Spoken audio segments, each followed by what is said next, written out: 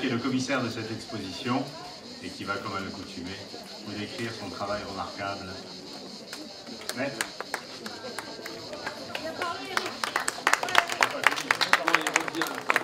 Bonjour madame, bonjour monsieur. Écoutez, merci d'être toujours aussi nombreux dans ce lieu exceptionnel et magique. Cette année, c'est un petit peu particulier. Les événements à Cannes sont quand même très importants, vous l'avez remarqué, la grosse exposition Georges Rousse sur l'île où ce photographe a fait une intervention, ainsi qu'à l'hôpital, la superbe exposition de Marina Picasso, prêtée par Marina Picasso, et de nombreux collectionneurs, dont Guy Peters qui est ici présent pour l'exposition Picasso, Le Nu en liberté, qui est une très grande exposition. Et puis ce lieu qu'on essaye tous les ans de faire vivre avec beaucoup de respect. Il ne faut pas oublier que nos amis d'Aumergue reposent dans le fond de notre jardin magique. Alors cette année on accueille Folon. C'est une longue histoire entre lui et moi.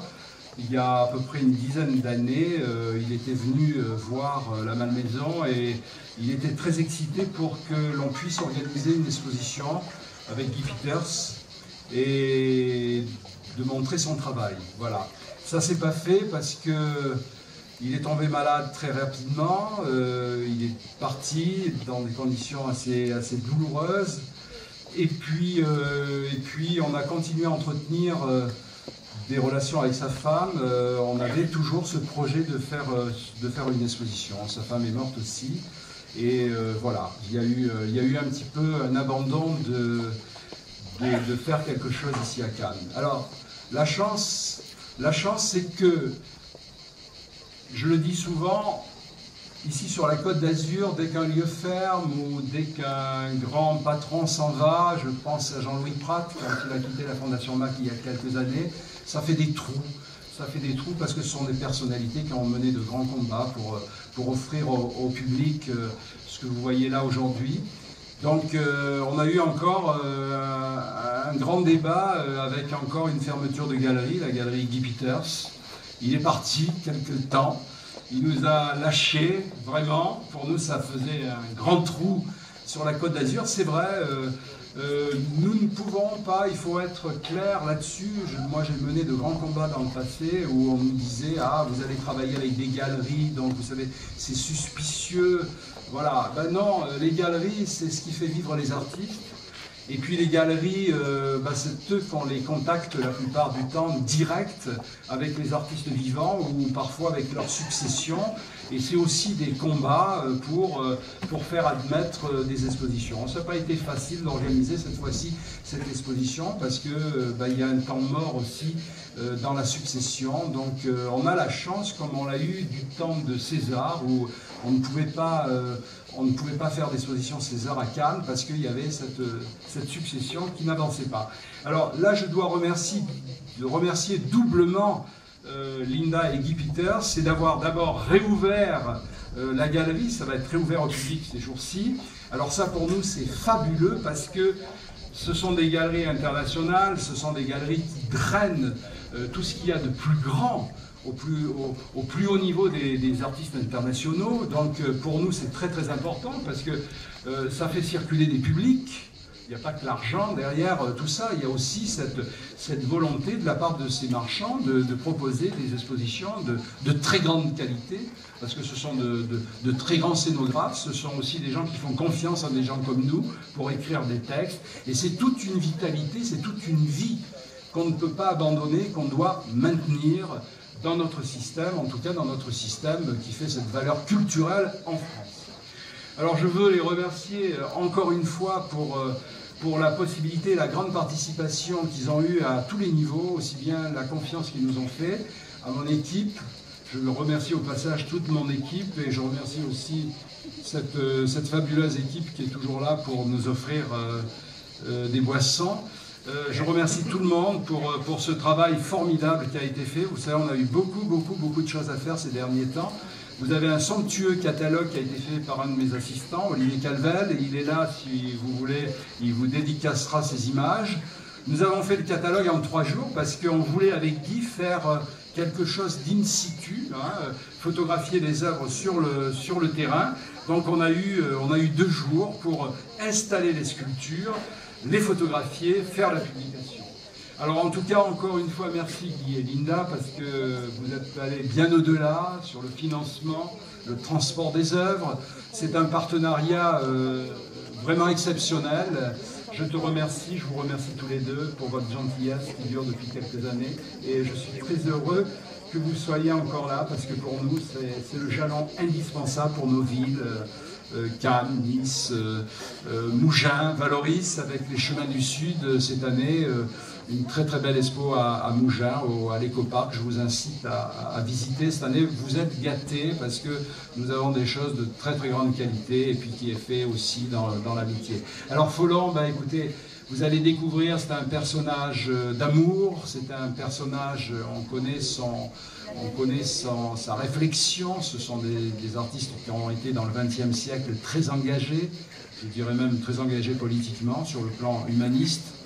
Vous avez ici quelques exemples, c'est minimum par rapport à une œuvre aussi importante que celle de Picasso, n'ayons pas peur des mots, c'est autre chose, c'est grâce à Picasso, mais c'est aussi une œuvre qui s'est prolongée dans ces sociétés qui deviennent de plus en plus dures. Alors vous avez des penseurs, vous avez des poètes, vous avez des artistes qui sont là un peu pour redonner du bon goût aux choses. Voilà. Je te remercie, j'en parlerai pas plus.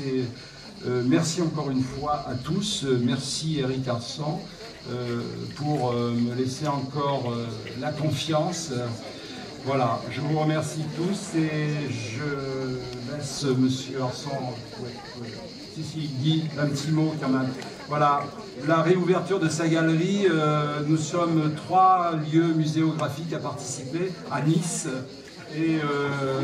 Et puis au Luc avec Bernard Venet, vous savez, Madame Courtade qui a offert cette énorme sculpture. C'est aussi un travail qui se prolonge là. Merci beaucoup.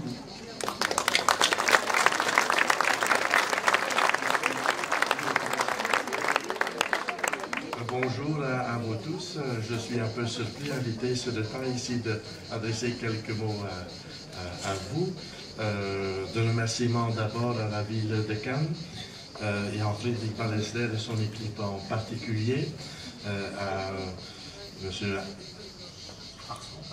Arsan, excusez-moi, Monsieur Arsan, je ne peux pas faire d'erreur, parce que avec la convivialité qu'on nous rapporte ici avec la ville dans la préparation de cette exposition, c'était une joie pour mon épouse Linda et moi de collaborer à la mémoire de Jean-Michel Folon.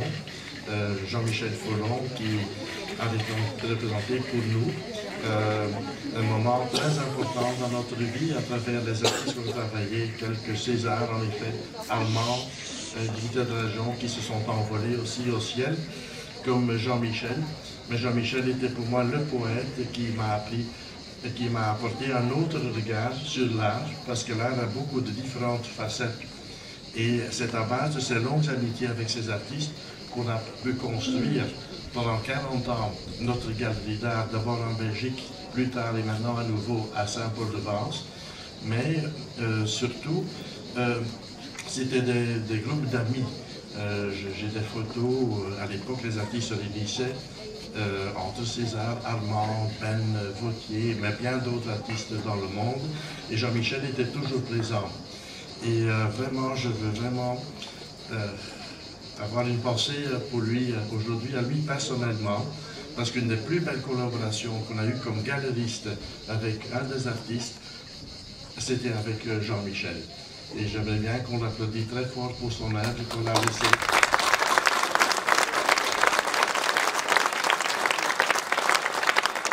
Et j'espère que vous allez porter le prix de cette très belle exposition à travers le monde et qu'une grande audience de collectionneurs, de public, de visiteurs et touristes viendra voir l'expo. Je vous remercie.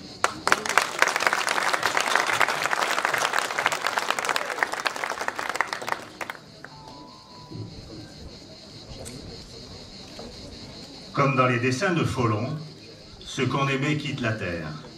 Le corps lourd et l'âme légère, un peu plus grave à l'horizon. Alors par-dessus de béton, ceux qu'on aimait nagent en silence, dans le temps sage de l'absence, comme dans les dessins de Folon. Bonjour mesdames et messieurs.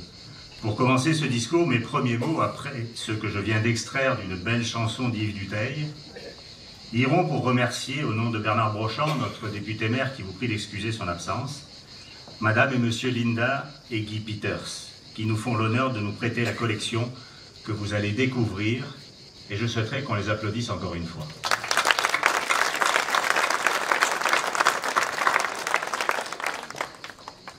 Nous avons tous côtoyé un jour, même par hasard, l'univers de Jean-Michel Folon.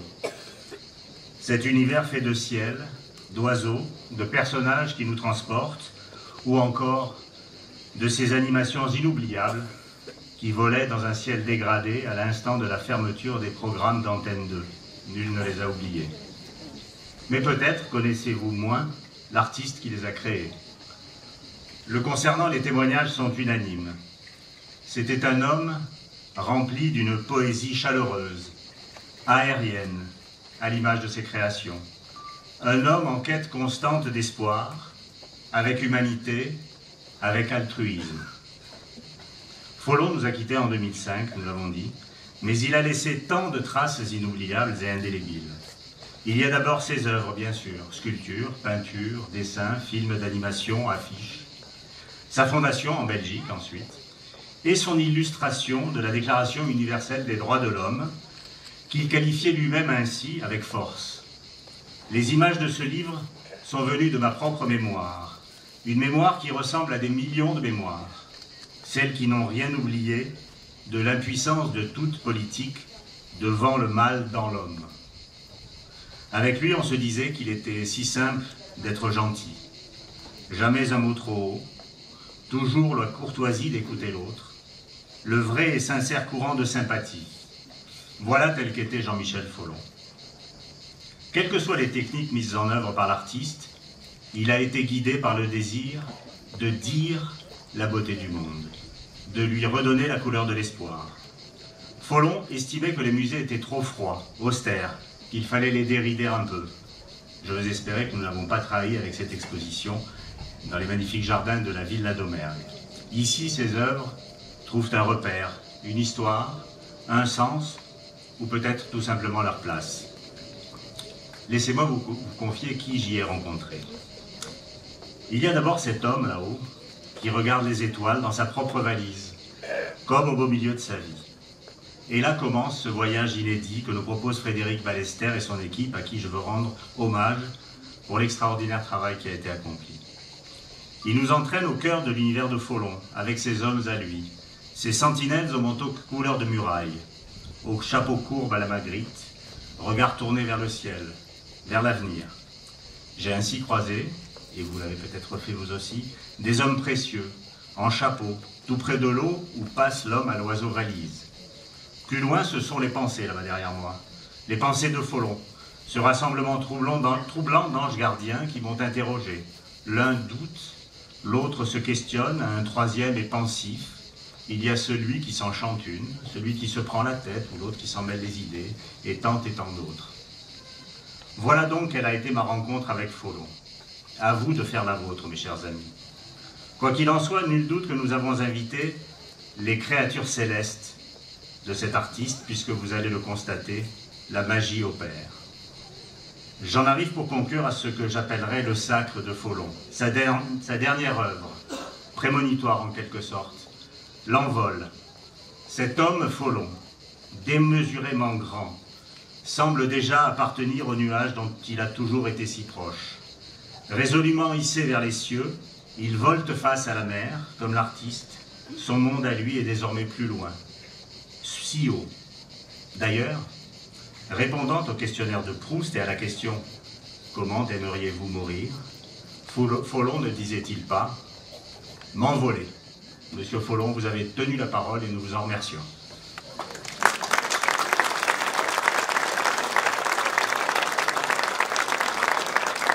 Voilà, cette exposition est à vous et pour vous, mesdames et messieurs, avec un infini plaisir.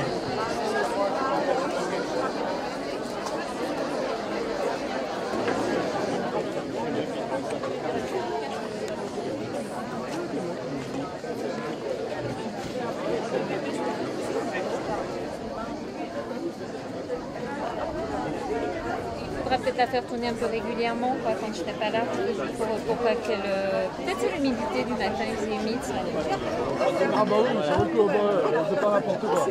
Absolument.